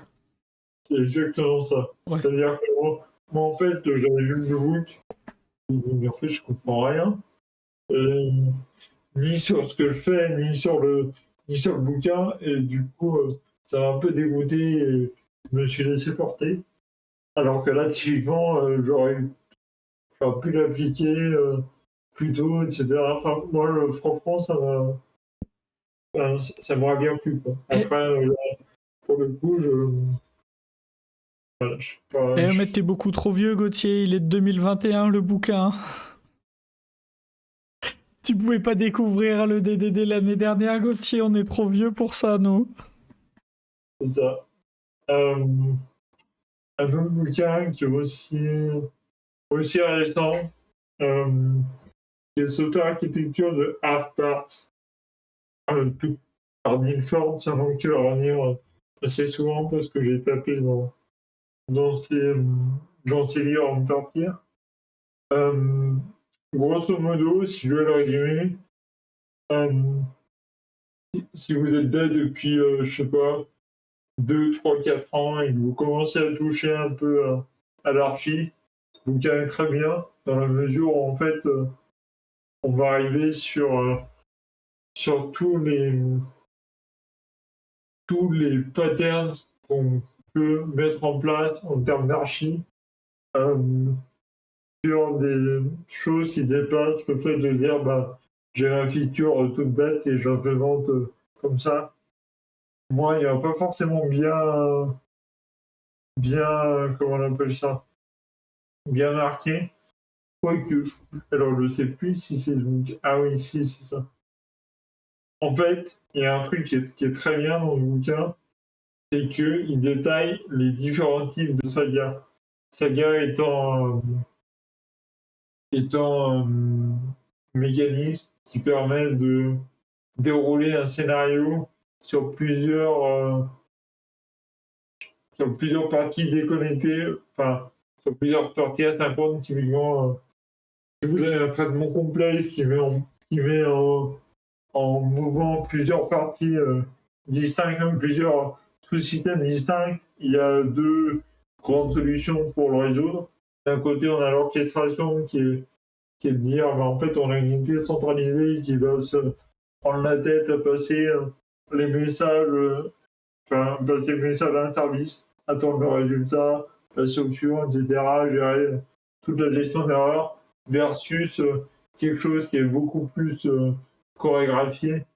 Et là, en fait, c'est plus un aspect de coopération entre les différents services et en fait le workflow qui est plus implicite. Moi, je m'étais arrêté là au début et en fait, en lisant ce bouquin, je me suis aperçu qu'il y avait plusieurs types de sagas et je crois qu'il y en a 6 ou 7 différents. Et je trouve, enfin, ça m'a, comment dire, ça m'a un peu, ça a un peu changé mon point de vue là-dessus parce que j'avais vraiment, pour moi, le monde était divisé en deux parties. Et là, pour le coup, il y a vraiment des choix avec des trade-offs, etc. Et moi, j'ai trouvé que c'était plutôt bien présenté, cette partie-là. Je pense que honnêtement, il aurait pu faire juste un bouquin là-dessus, ça aurait été mieux. Parce que là, en fait, il y avait un peu de gras autour et moi, ça m'a pas. Enfin, sur lequel j'ai pas forcément pris beaucoup de choses, versus juste le fait d'avoir cette intro et ce détail-là, ce niveau de détail sur la mise en place des sagas, c'était vraiment. Enfin voilà, c'était. Moi, j'ai vraiment bien aimé parce que du coup, c'est. Enfin, je pense que si on veut se dire en tant qu'architecte, en fait, en tant qu'architecte, l'idée c'est d'avoir une boîte à outils suffisamment large pour avoir de quoi dresser les problèmes qu'on rencontre. Et là, pour le coup, j'ai quand même il y a quand même beaucoup d'outils que j'ai acquis sur les sagas et c'était vraiment très bien, je trouve, de ce côté-là. Il y a Tlop qui te demande, je vois le terme fitness function ressortir souvent dans la table des matières. Ils sont sérieux là-dessus? Eh ben, ils sont très sérieux. Dans la mesure, en fait, ils définissent ce terme, ils essaient de le comparer par rapport aux fonctions qu'ils introduisent. Moi, je dois avouer que j'ai encore un peu de mal. Pour la simple et bonne raison, c'est quelque chose que je ne. Enfin, en fait, je raisonne pas du tout comme ça au quotidien. Peut-être que j'ai pas assez de recul sur le métier ou quoi, mais moi, c'est pas quelque chose qui me marque, en fait. Donc, voilà. Mais sinon, ouais, ils en parlent de manière extensive. Après, moi, je dois avouer que j'ai essayé de faire coller un peu ça avec ce que je connaissais et pour le coup, ça m'a pas marqué beaucoup plus, en fait, que je pratique pas, enfin, je raisonne pas comme ça. Tlop nous dit, merci, c'est un concept qui vient du design de produits physiques, genre les voitures. Ouais, mais après, moi, ouais, je trouve que soit l'idée, c'est pas encore bien imprégné dans les. Soit je pense que je vais me débrouiller pour raisonner en des termes qui font que, en fait, j'en ai pas besoin. Ou alors que. Enfin, en fait, je me suis jamais vu parler avec quelqu'un de ça directement pour essayer de qualifier un problème concret. Donc, du coup, c'est vachement compliqué, je trouve, de dire, d'arriver à mettre ça en place comme ça from scratch. Et après, je ne demande qu'à m'améliorer. Mais Voilà. Et sinon, autre livre qui était The Fundamental of Architecture, je vais passer relativement vite là-dessus. Parce que, en fait, moi, il m'a pas touché. En fait, vu que j'ai lu je pense que. Non, j'ai dû le lire dans le bon ordre, mais ce dont il parle, je pense que c'est clairement quelque chose que tu pourrais lire quand tu commences à développer, peut-être au bout d'un an. Parce que du coup, ça te donne peut-être plus de profondeur par rapport à ce que tu fais au quotidien. Notamment, ils introduisent tout ce qui est concept d'architecture, de DevOps, de process. Ils commencent à parler d'un truc qui m'énerve un peu, qu'ils appellent les laws of software architecture. Alors qu'en fait, potentiellement, toutes les lois que tu peux rencontrer, il n'y en a aucune qui applique à tous tes projets. Enfin, bref. Voilà, après, ils parlent de modularité, etc. Donc, des choses qui sont relativement basiques. Je pense que en termes de. Ouais. En fait, ce qui est un peu bancal sur ce livre, c'est que à la fois il s'adresse. Enfin, à la fois tu pourras le lire en même temps que tu apprends à développer parce que des concepts dont tu as besoin, et à la fois tu as quand même des choses qui sont un peu plus. Enfin, sur lesquelles tu as besoin d'un peu plus sur le métier. Voilà, donc je trouve qu'il est un peu entre les deux. Et je suis pas sûr d'avoir un public cible à recommander à personne. Enfin, le livre est relativement clair dans ce qu'il explique, donc.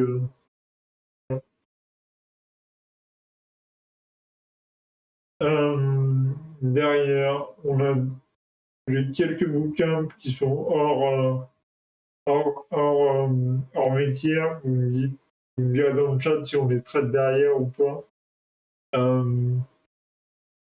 Il y en a deux que j'ai chopé sur WebAssembly parce que j'ai pensé pour un problème qu'on avait au boulot.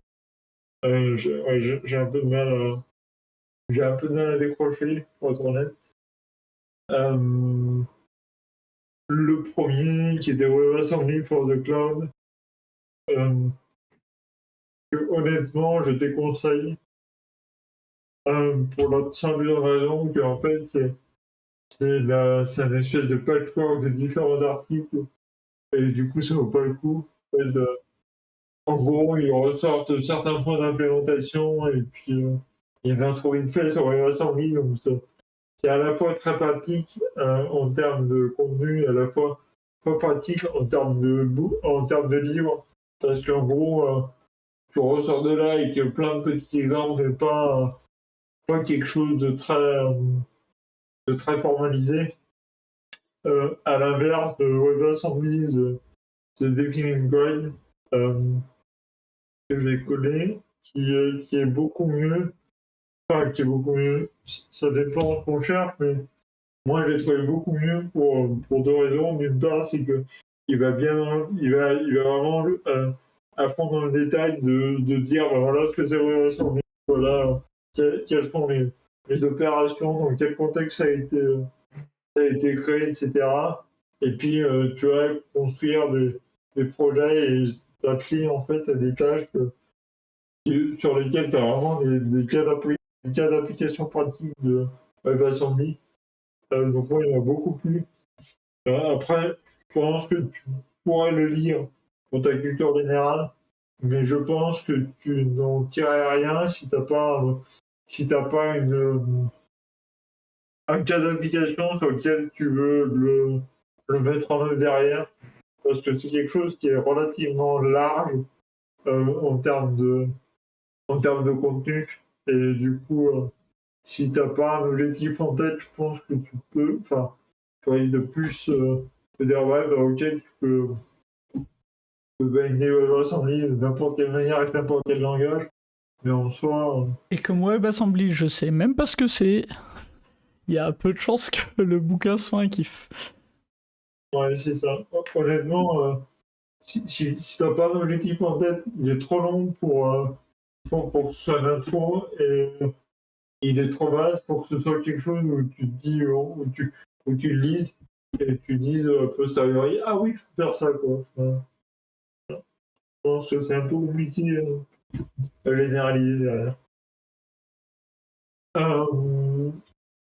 Après, j'ai eu le malheur de lire Learning Driven Development, qui n'est ni plus ni moins que le remake du bouquin de Ken Beck,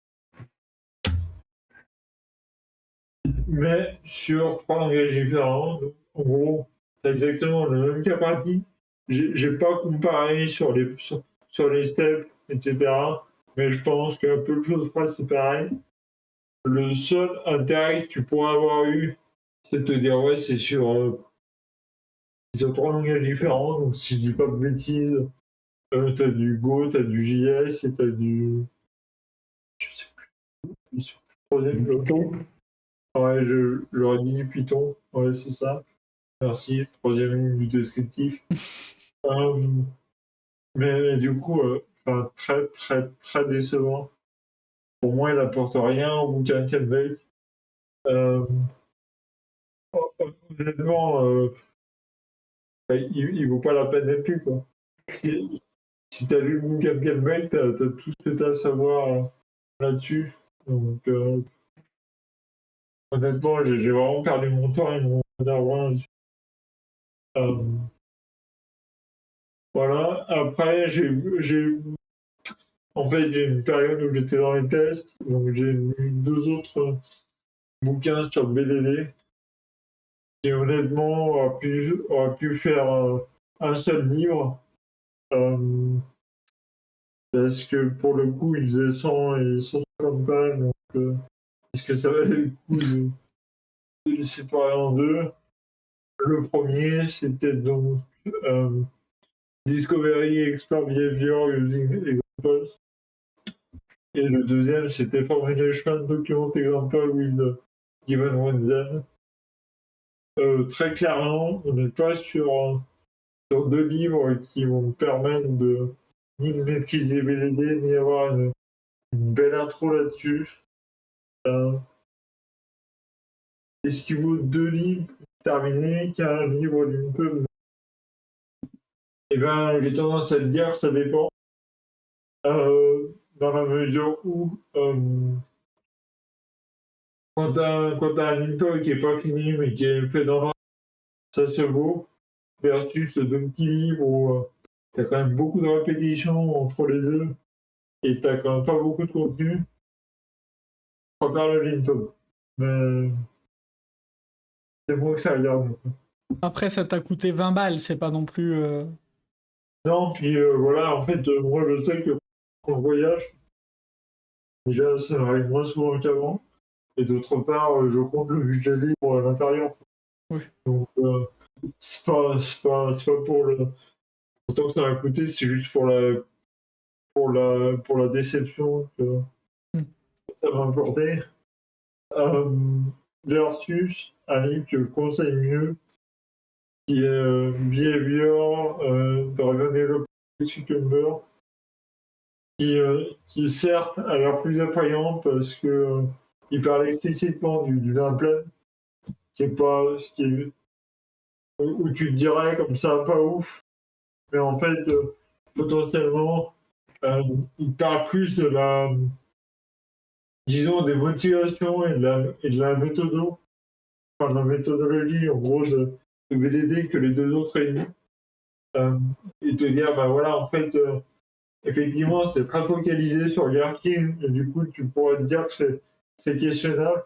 En revanche, je pense que ça aurait été plus compliqué et je pense que c'est l'un des écueils des 2 autres livres, de dire bah voilà, en fait faut entre guillemets faire comme ça BDD, mais derrière t'as aucun exemple pratique, alors que là t'as vraiment en fait ils vont partir d'un cas concret, ils vont dire voilà comment on pourrait l'exprimer en Gherkin, et puis après dire bon voilà tout ce qu'il n'y a pas dans ce qu'on a exprimé et voilà comment le rendre meilleur. Donc il y a vraiment un aspect itératif sur tes stories, et moi, ça m'a beaucoup plu, en fait, par rapport aux autres. On a largement passé ton 10e bouquin. Est-ce que tu veux faire une pause et j'en présente un? Ou t'enchaînes? Non, je veux bien, ça me va respirer un peu. C'est ça. Je sais pas où t'en es, mais je m'étais dit, au 10e, je te propose une pause. Mais on l'a largement passé. Respire et je présente un truc. Je prends. Merci. Pas de problème. Bonsoir. Alors, moi, j'ai pas lu 20 bouquins parce que je suis un humain normal. Du coup, j'en ai lu un récemment qui est Softwarecraft, qui est sorti très récemment, écrit par beaucoup de personnes d'Arola, avec notamment Cyril Martrer en tête de liste. Donc il est sorti le jeudi, je l'ai reçu le vendredi, je l'ai lu le samedi, et je parlais avec un auteur d'un chapitre que j'ai moins aimé justement dès le samedi. Et j'ai appris après qu'il y avait eu des trucs sur l'écriture qui pouvaient expliquer ça. Malgré un niveau hétérogène sur le bouquin, qu'ils expliquent très facilement du fait des différents auteurs, et ça se voit dans le code, ils codent dans différents langages, mais par exemple, quand ils codent en Java, on arrive à voir les différences de style et qui a plus fait quel truc ou quoi. Pas de fulgurance pour moi dans ce bouquin, si ce n'est un truc que j'ai appris, que je ne connaissais pas, mais que je ne veux surtout jamais utiliser, c'est qu'on peut faire des énums polymorphiques en Java. Voilà, maintenant je le sais. Cette information restera là. Pas vraiment de fulgurance. Par contre, j'ai beaucoup aimé l'introduction, et c'est un bouquin que je conseille justement comme introduction.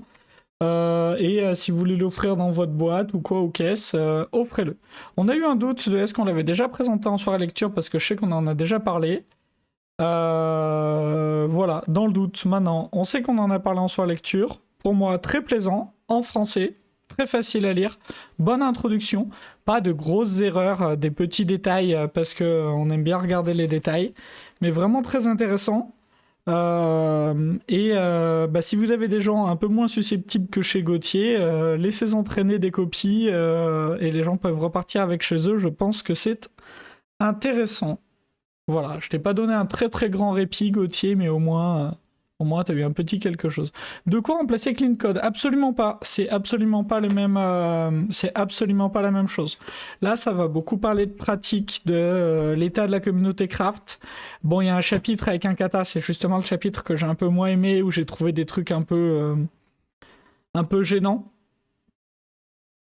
Par exemple, des fautes d'anglais, des trucs comme ça, tu vois, qui m'ont posé souci. Mais c'est rien de... Enfin, c'est rien d'incroyable. Mais non, pour moi, c'est absolument pas un remplaçant de Clean Code.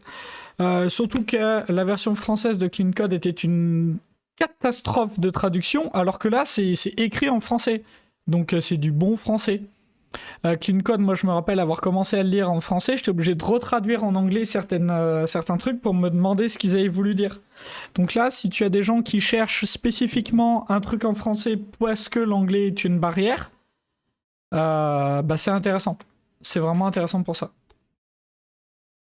Ouais, Nolwenn, je vois que tu as activé ton micro. Oh non, c'est la question qui est passée, mais sinon j'ai une question du coup. Donc c'était vraiment axé plutôt débutant en craft, on va dire, peu importe le niveau, si on a 10 ans d'expérience, qu'on découvre cette façon de faire ou... Ouais, c'est ça. T'as jamais entendu parler de cette commu, de ces trucs-là? Enfin, si, vaguement, une fois, mais tu les as trouvés arrogants. Je pense que tu peux l'offrir, qu'il est très intéressant. Mais oui, si t'es fourré dans des trucs craft 2 fois par semaine, tu vas apprendre qu'on peut écrire des tests avant de faire du code, qu'on peut refactorer, tiens, je tombe sur une page, c'est un Guild Hydros dessus. Enfin voilà, tu vas apprendre des trucs comme ça. Tu vas pas tomber de ta chaise, quoi. Très clairement. C'est aussi pour ça qu'il se lit vite. Mais voilà, il y a des trucs intéressants, il y a des choses à dire, il y a plusieurs langages, plusieurs auteurs, voilà. Pour moi, à offrir. Tu vois, c'est typiquement... D'ailleurs, je crois qu'on s'était dit qu'on se l'échangerait, Adrien, et qu'on a oublié, mais... Bref. Voilà. Et Gauthier, je te rends la main pour la suite de ton marathon. C'est ça, c'est un marathon. J'espère que je vais mieux finir que pas pour soldat. Du coup, un livre que Colin voulait lire à l'époque, je sais pas si tu l'as lu entre temps, qui était Code that Fit in Your Head. Non, bah c'est avec ça qu'on devait essayer d'échanger Softwarecraft avec Adrien, tiens, je crois.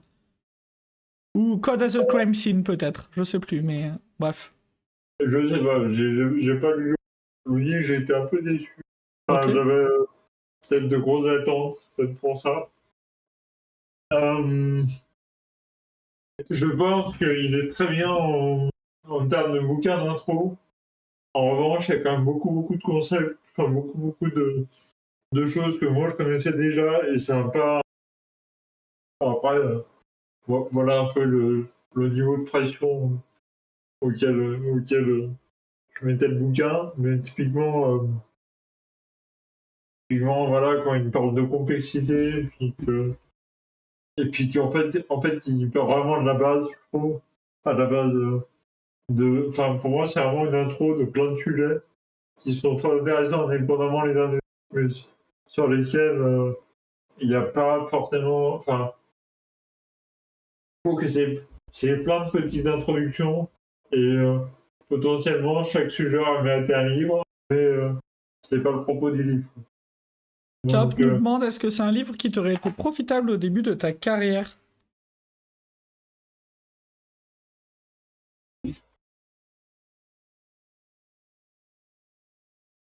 j'ai tendance à dire oui et non.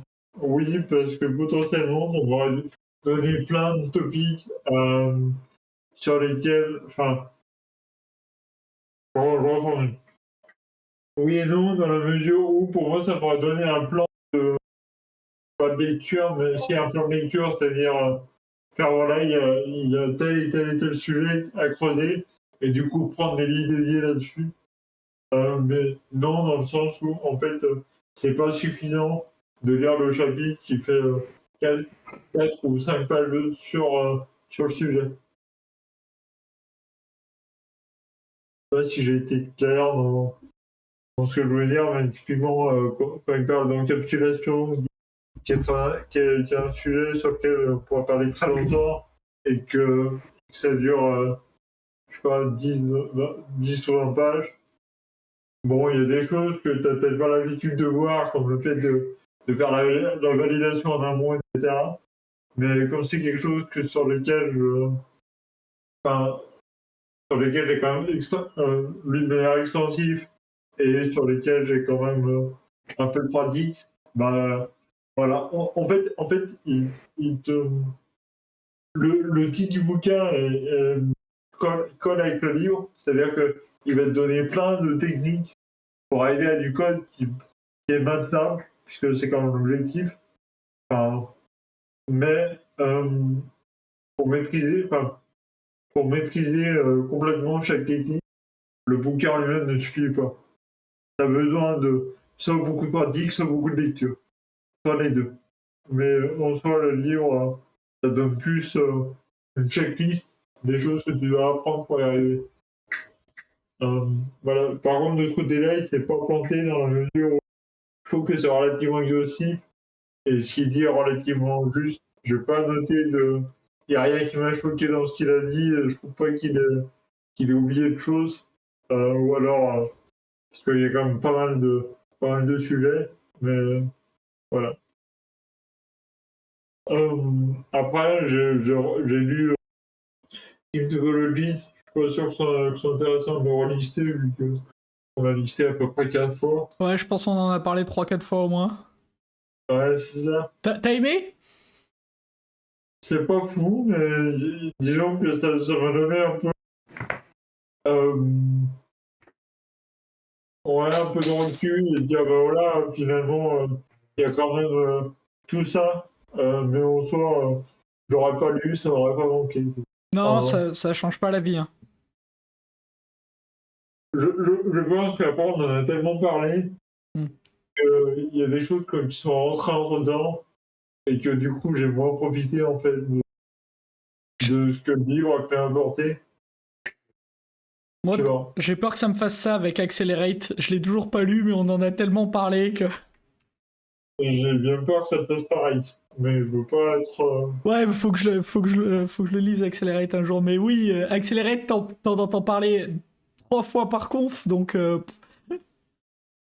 mais en fait, Accelerate, c'est bien parce que ça te donne un peu un état de l'art du truc.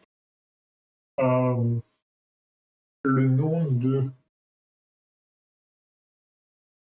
Il y a eu un message de Mathias qui voulait savoir. Ouais, donc c'est Team Topologies et Accelerate. Et du coup, ces deux bouquins, là, ils sont pas plutôt à destination de la direction, on va dire, des hautes sphères plutôt que le développeur lambda, Et ben, du product manager, quelqu'un qui coordonne, on va dire, vers une direction, quoi. Pas pour moi. Hein. Et toi, Gauthier? j'ai un peu de doute. Parce que pour moi, je pense que ça irait bien un CTO qui n'a pas l'habitude d'aller dans la technique. Dans la mesure où ça te permet d'avoir un aperçu de marasme dans lequel on est, sans forcément aller très très loin dans le détail. Pourquoi pas? Bon. Moi, en fait, Team Topology, ce que j'aime bien, c'est qu'effectivement, par le dev de connaître la Conwello et comment tordre ta Conwello et comment réussir à créer une organisation plus efficiente avec une reverse Conwello, et ben ça peut tout à fait venir des devs. Et pour moi, souvent, ça vient des devs. Pour info sur le côté ouvert d'esprit, etc. J'ai une petite histoire avec Team Topologies. Quand j'étais en train de le lire, j'étais en coaching chez un client, et donc je parle au C-level qui nous a embauchés. Je lui dis voilà, et je lis Team Topologies en ce moment, si tu veux. Et effectivement, sa première réaction, alors pour déconner, mais sa première réaction quand même, c'est ah bon, tu trouves que je fais pas bien mon travail? Et non. Je lui conseille juste un bouquin. Alors, on avait une bonne relation, donc il n'y avait pas de problème, tu vois, c'est passé en déconne. Mais effectivement, ça a été sa première réaction.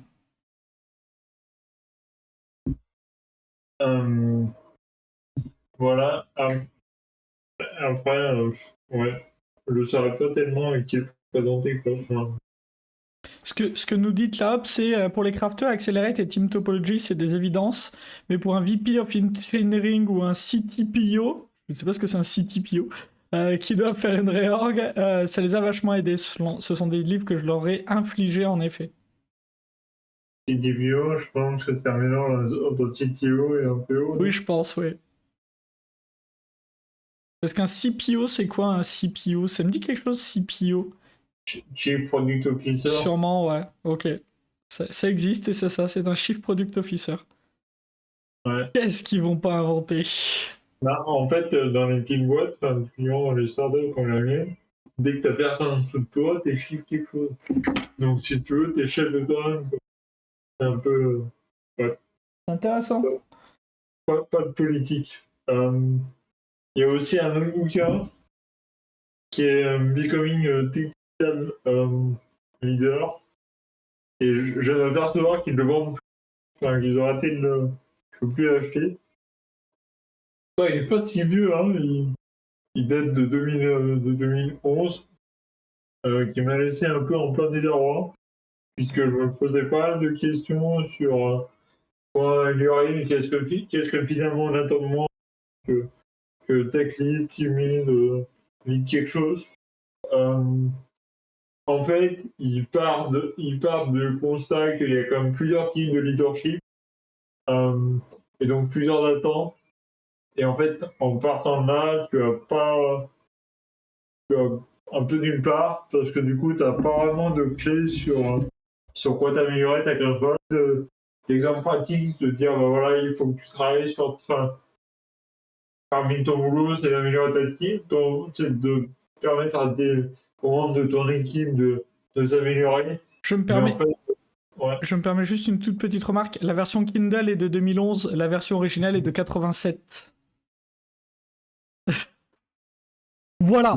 J'ai cliqué sur brocher et voilà, il est un peu. Ça explique peut-être. Ouais, mais du coup, du coup, maintenant que tu dis ça, ça m'intéresse. Je l'aurais su, ça m'aurait donné une autre grille de lecture de dire, bah voilà, en fait, Oui. en 30 ans, bah, il y a 35 ans, voilà un peu comment ils essayaient de structurer le métier. Et du coup, tu te rends compte que c'est léger, quoi, en termes de structure. Bah, c'est pour ça que je pense que la date de première publication est essentielle sur ce type de bouquin. Je pense. Mais là, du coup, je me suis. Voilà. Qu'est-ce que j'ai lu d'autre? Après, j'ai lu 2 bouquins que j'avais à relire depuis des années, qui étaient Purely Functional Data Structure de Chris Okazaki, qui est en fait comment je pourrais expliquer ça? Qui est un peu une référence dans le fonctionnel, de dire, bah voilà, en fait, comment sont implémentées les structures de données bah, par exemple en Haskell, vu que c'est mon domaine de compétences en ce moment, et de dire voilà comment est-ce qu'on arrive à avoir quelque chose qui est efficient. Donc pour ceux qui ont des allergies sur la complexité algorithmique, etc., surtout ne le lisez pas. Surtout que en fait, toi en tant qu'utilisateur, t'en as absolument rien à faire. Moi, je suis très content de laisser ça à l'implémentation de la communauté. Il n'y a pas de problème là-dessus. Je reste très humble. Après, j'ai eu plutôt Pierre le Functional Algorithm de Richard Bird qui est mort il n'y a pas très longtemps. Donc c'était un moyen de me replonger là-dedans. Qui est un peu dans la même veine que l'autre. Moi, honnêtement, c'est le même truc. C'est-à-dire, ouais, voilà, c'est intéressant de lire pour ta culture. En pratique, bah, tu t'en sers pas, quoi. Donc, c'est pas ouf. Enfin, je pense que pour ça, il y a un troisième truc, il y a un troisième livre que j'ai lu qui est Algorithm Design de Haskell, qui est potentiellement intéressant quand tu démarres, quand t'as 1 ou 2 ans dans le dev et que tu te cherches un petit peu pour essayer d'aller plus loin à la fois sur ta maîtrise de conception. Le gros problème que j'ai avec ce livre-là, c'est qu'en fait, ça diffère totalement de la manière dont je développe pour une simple et bonne raison. C'est que en gros, il y a une bataille de liens avec Florent. Oui, c'est qu'à mon avis, il essaie d'avoir les liens des éditeurs de base. Ouais, c'est ça. Et j'évite de mettre Eddie Amazon. Oui, voilà, c'était plus ça. Et en fait, pour la simple raison que, en fait, eux, ils basent leur développement sur les types primitifs. Je vais essayer dans ma phrase et après, je te demanderai de clarifier si tu peux. Alors que, et du coup, en fait, ils gagnent énormément en termes de flexibilité, et puis ils arrivent en restant avec des concepts très simples de composition de fonctions, de flat map, etc., à faire un design complet. Alors que moi, typiquement, ce que je cherche quand je développe, c'est à me baser sur les types et justement éviter de rester sur du primitif et de sortir. Et comme ça me permet de coder de manière plus dirigée. Et donc, tout à l'heure, tu avais parlé du principe d'Haskell. Et je voulais bien savoir de quel principe à quel principe tu faisais référence.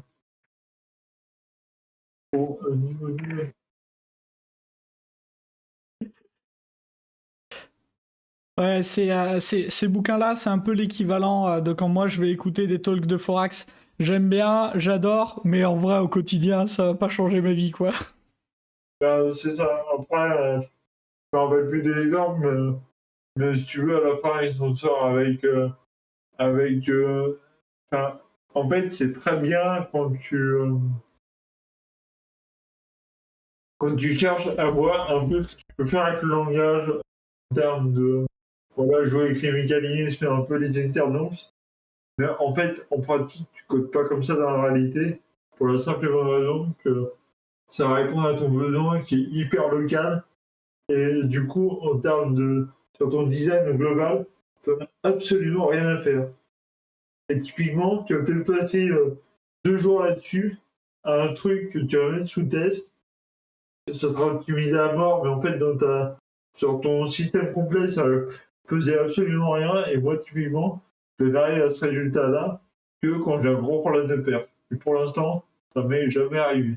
Donc, je vais avoir un temps faramineux sur un truc qui va me faire 50 lignes de code et qui va me prendre 0,001 pour d'exécution.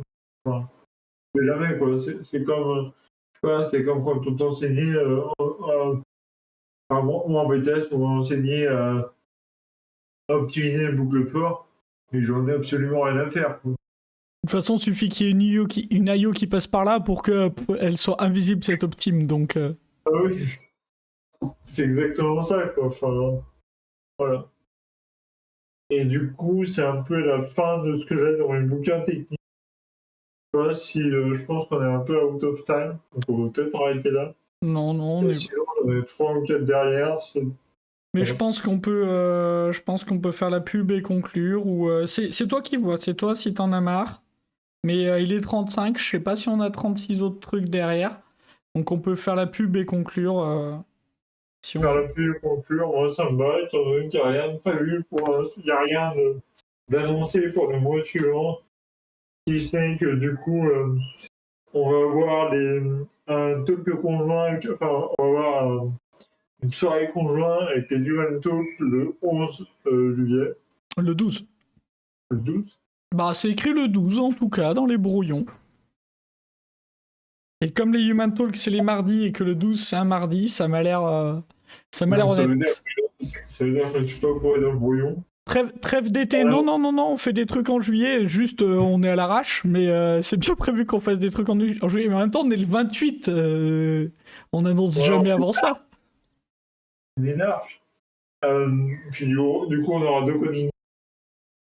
Et le 4e événement qu'on va faire, pour l'instant c'est prévu fin juillet, qui est de faire une session plus what the fuck, dire ou je sais pas si... qui est de faire je sais plus comment on avait appelé ça. Alors moi je l'appelle Random Lightning Talk, mais là pour l'instant ça s'appelle Random Talk improvisé. Je suis content parce que ça fait 2 ans que je pousse ce format, ça fait 2 ans que non, et c'est même pas moi qui l'ai proposé parce que je suis nulle part à l'orgasme moi aussi, donc je suis super content que ça passe. Vous venez, vous tirez un sujet au hasard, vous avez 10 minutes pour préparer un talk de 5 minutes sur le sujet au hasard que vous avez tiré. Je sais pas qui est à l'accueil le mois prochain, traditionnellement c'est cette personne-là qui fera le pool de sujets. Bah voilà. Et ben moi je fais moitié sujet sérieux, moitié sujet troll, donc comme ça la chance est un skill important. Les lobbies ça marche. Ouais. Sinon les dates qui sont annoncées c'est pour l'instant le 6 juillet pour le coding dojo du soir, je serai pas là. Le 12 juillet, donc on en a parlé, le 20 juillet pour le coding dojo du soir et le 28 juillet pour les random lightning talk. Nous, on va après se croiser quelque part en juillet ou en août, on verra, pour se faire notre assemblée exceptionnelle, aka l'apéro, pour voir ce qu'on fait l'année prochaine, ce qu'on change dans notre orga, ce qu'on continue, ce qu'on arrête. Les retours qu'on a eu des échanges qu'on a eu avec les gens, c'est que y a pas mal de gens qui nous demandent d'avoir un peu de présentiel qui reviennent.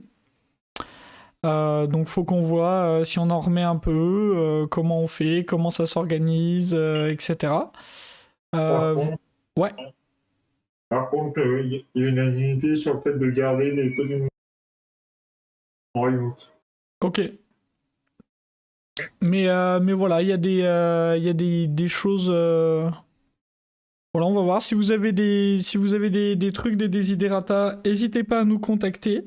Pour l'instant, jusqu'à ce qu'il y ait 6 personnes qui annoncent qu'ils sortent du groupe, bah, je vais pas dire qu'on a besoin de plus de gens, parce que clairement là, je pense qu'on n'a pas besoin de plus de gens. pour l'orga. Par contre, il y a des groupes qui ont besoin de gens. Hein. Si vous voulez vous impliquer dans la vie des communautés, allez aider le Mug, allez aider le Jug, allez aider les Human Talks. Nous, je pense qu'on est fine. Enfin, je sais pas, je vois que Nolwenn et Gauthier, vous avez mis la cam. Ouais, nous, on est rodés, on va dire. On connaît nos défauts, nos forces. Donc, Voilà, et la force de tout le monde dans ce groupe, c'est vraiment l'anticipation et la communication. C'est le caractère principal. Sur ça, voilà, après, il y a d'autres communautés assez ouvertes, pas forcément centrées sur une techno. Par exemple, sur Lyon, il y a les apéros web, une soirée par mois. Et donc plutôt centré autour des techno web, donc soit front ou back, ou même après plutôt culture de dev. Ça reste. Ça change des crafters. merci Flo Plus pour le ceux qui lien payent les Léon bières, ça Techno. qui est sympa. Voilà. Et après, il y en Est-ce a pour tous les goûts, de toute manière. Est-ce qu'on a d'autres trucs de la pub pour les copains? Il y a Sony Tech, mais c'est tout blindé de toute façon. Il y a d'autres trucs qui arrivent là? Je sais pas.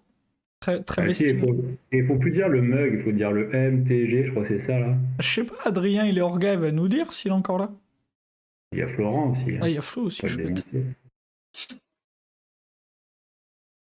Non, mais effectivement, il y a un renommage parce que ça englobe plein de techno, etc. Donc, Eh ben, c'était renommé pour que ce soit uniforme un peu sur toute la France et au-delà. mon mauvais, je ne savais pas. C'est quoi le nouveau nom alors? MTG, c'est ça. Ça veut dire quoi? Merci. Microsoft Technology Group, je dirais. Je suis pas encore développeur .NET, donc je sais pas. Donc, je crois que c'est ça. Ok, eh ben écoutez, je vous propose qu'on colle la fin officielle. On peut continuer si des gens le souhaitent sur Discord. Moi, je vais rester un tout petit peu dans le coin, peut-être pas très longtemps, mais je vais rester un tout petit peu dans le coin. Si vous voulez échanger, blaguer, bah, c'est toujours avec grand plaisir. Et puis voilà, on se retrouve.